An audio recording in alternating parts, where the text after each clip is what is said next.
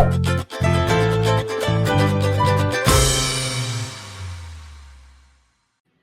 everyone. Okay, I'm live. It's official. Okay, I'm going to go over to my Facebook page and announce I'm live at Menopause. There we go. Moment.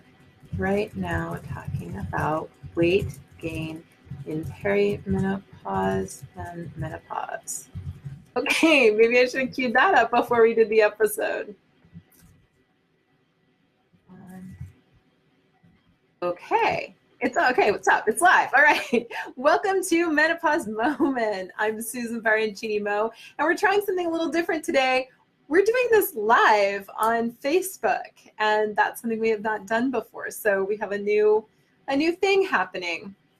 And we have another new thing happening. I sliced my thumb while cooking, so I have bandages, and it's a whole thing. All right.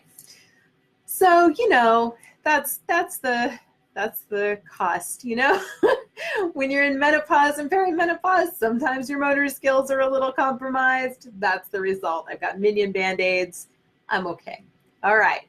Welcome to Menopause Moment. I am Susan Baroncini-Moe. This episode is sponsored by Medterra, our CBD, your health. And today I'm talking about weight gain in perimenopause and menopause. Now, I should tell you that there is a lot here that we're going to cover a lot. We're going to cover why you gain weight in menopause, what is going on with your body. We're going to talk about, what happens to your body, how it changes, how it evolves. And we're also going to talk about some solutions. So be ready for that. Now, I have some really good news for you. First and foremost, you are not alone, ladies. If you are gaining weight in perimenopause and menopause, you are just like almost 90% of women in your age group. Do not fear, because up to 90% of women will gain weight during menopause. On average, we gain between 12 and 15 pounds between 45 and 55.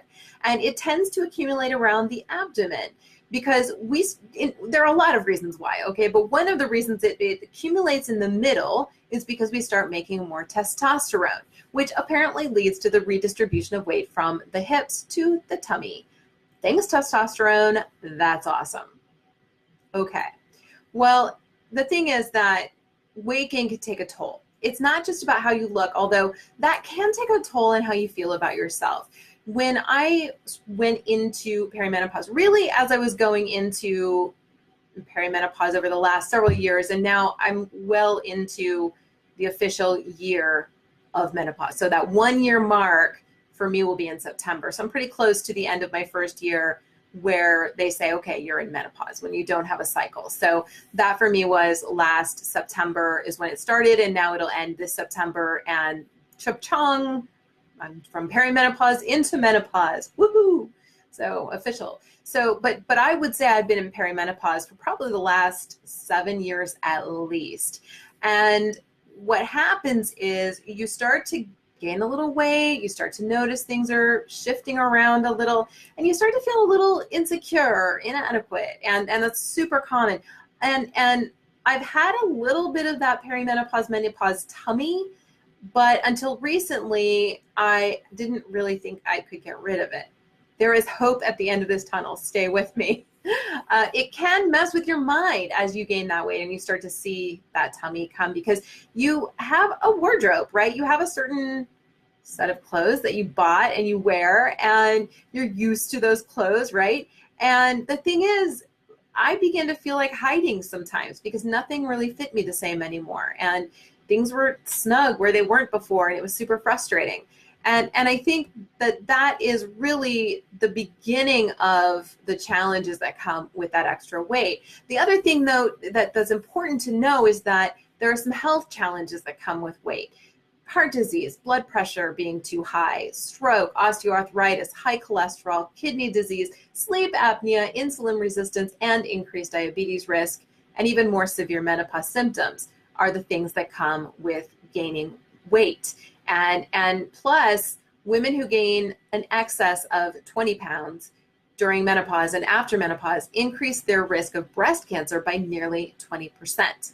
But Here's the thing, you do not have to gain weight during perimenopause and during menopause. So that's exciting, right? Yay! And if you lose 20 pounds after menopause, you reduce your risk of breast cancer by as much as 23%. So that's some of the research out there that we're seeing. And so what you can do is start to pay attention to this. We're going to talk in the second half of the show today about some solutions and some ways that you can avoid gaining weight during perimenopause and menopause. So let's talk first about why. Why does this happen to us? Why do we gain weight during menopause and perimenopause? Well, okay, it is partly about our shifting hormones. As our ovaries produce less estrogen, our bodies are looking for that estrogen. So our bodies try to draw estrogen from other sources like fat cells. So we try to create fat cells to make more estrogen. We also experience more bloating because progesterone is the thing that kind of manages those water levels. And so when you kind of think about the fact that that's happening, plus the drop in both estrogen and progesterone increase our appetite and can cause us to eat up to 67% more. And when you add that to the slower metabolism, it means we're just much more likely to gain weight. But it's not just the hormones, okay? It's not only the hormones. There are some things that are indirectly related to hormone changes. Like one of the reasons that people gain weight is because they're not sleeping well. So when people don't get enough sleep, the research shows that we tend to snack more, and in general, we just consume more calories. And since the changes in our hormones cause hot flashes and general sleep disturbances, night sweats, and those things mean we're not sleeping as well, and the lack of sleep makes us eat more, you could say hormone fluctuations indirectly make us gain weight. But it's not actually the hormone fluctuations that make us hang on to the weight exactly. Starting in our early 30s, our physical capabilities start to decline. And our muscle mass also decreases with age and fat increases. That's just normal. That's a normal part of the aging process. And so we lose our muscle mass, and we also lose our ability to engage in physical activities in the same way we did earlier in life. So we decrease the rate at which our body uses calories, which makes it harder to maintain a healthy weight and to lose weight. So as we get older, we just can't eat the same way that we've always eaten, especially if we don't correspond that with increasing physical activity. And it can also be genetic. So look around you, look at your mom, your dad, your aunts, your uncles, your grandparents. Did they gain weight when they got older? If so, you may be more likely to carry weight as you age. That doesn't mean it's hopeless, right? Just because this is happening to a lot of women, just because you have a propensity for it, doesn't mean it has to happen. So we're going to take a short break. I'm going to read a word from our sponsor, and then I'm going to come back. We're going to talk about ways to keep weight off during perimenopause and menopause. All right. For many women, menopause comes with hot flashes and night sweats, and they can be brutal. Mine were keeping me awake all night long, so I was tired and cranky all the time. And relevant to today's show, I was gaining some weight. I tried supplements and CBD oils from different companies, but nothing was putting a dent in my hot flashes. Then I started using Medterra CBD oil, and my hot flashes and night sweats improved by about 80%. Reducing the severity and frequency, so I woke up less often and I got a lot more sleep. Just one dropper under my tongue in the morning and another one at night, and my hot flashes decreased by about 80%. And unlike many of the CBD oils I tried, there's almost no taste to Medterra CBD oil, which makes it a lot easier to take. Get your CBD oil at medterracbd.com today and use the code Menopause Moment for 10% off of your order. Okay, now let's talk about how to prevent weight gain during perimenopause and menopause. In general, I'm going to tell you lifestyle change is the best place to start. It involves the easiest and healthiest changes that you can make with the least negative side effects. If you want to see the biggest difference in your weight, the go-to is always diet first, because diet has the largest impact on your weight. Then go to exercise, although obviously you should combine them. I personally think that a food journal is super helpful, super beneficial, just to get a sense of what you eat, like how much and how often, which for me was super illuminating, because I was like, wait, I'm eating what? How much? It was a surprise, because that's the other piece of it is you eat and often don't realize how much you're eating. And so what can happen is you just eat a lot more than you should. And for me, I was engaging in a lot of mindless eating. And it's really great to be able to go into more of a mindful eating practice where you actually stop what you're doing, take a moment, pay attention to what you're eating, stop don't eat when you're watching TV, don't read a book while you're eating, just sit there and enjoy the experience, enjoy the food and the flavor in your mouth. Don't bother with, distracting yourself, just be in that moment. And I have found that taking the time to cook a meal and really prepare it and enjoy that process without being distracted during it.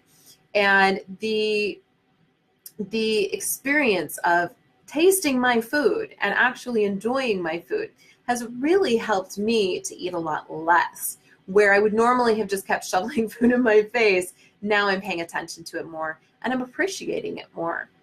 Now, so a food journal will give you a lot better sense of what you're consuming. So you really get a sense of what you're eating and where you might make some adjustments. Now, if you're looking for a diet or a lifestyle, however you choose to think of it to try, lots of diets have been shown to be super effective in menopausal women. So the ones that have done well are low carb diets, the Mediterranean diet, a vegetarian or vegan or ovo-lacto vegetarian diet. That's where you eat eggs and dairy.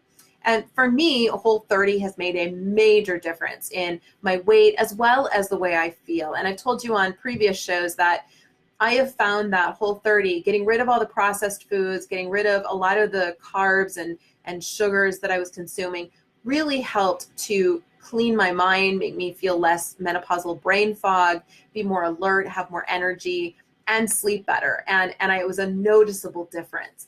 And so even though actually yesterday was the last day of my first Whole30, and today I realized I haven't added anything back in today. I was like, I don't really want any of that stuff.